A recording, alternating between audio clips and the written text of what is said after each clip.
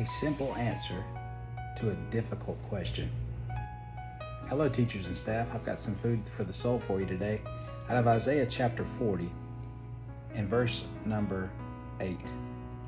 This verse came to my mind this week as I was asked by a 7th grader. He said, "I've got a question for you."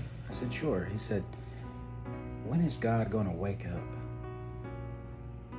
Surprised, I said, "Well, I want to tell you the truth." I said, "God is not asleep." I said, "He knows exactly what's going on.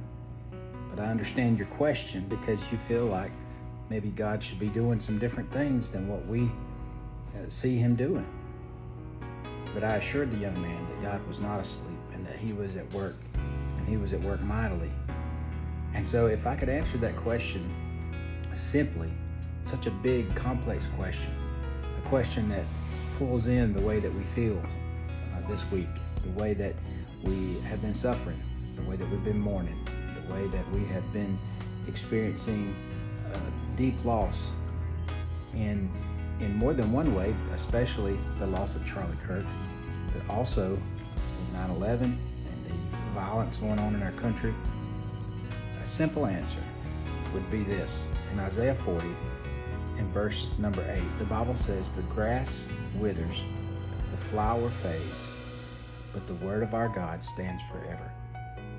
One of my favorite songs has a line that says, "He's been faithful to every promise he ever gave us." See, every promise that God gives us in his word is true. It doesn't mean that we understand everything, but it means that his word and what he says we can depend on. And in the days ahead, that grace that he'll give day by day will be enough. And so please know that we're praying for you. What a huge responsibility you have as you teach subjects, math, reading, writing, but in the mix you're teaching people. You're teaching young people who need godly direction, who need assurance that God is not asleep. So thank you for all that you do, and God bless.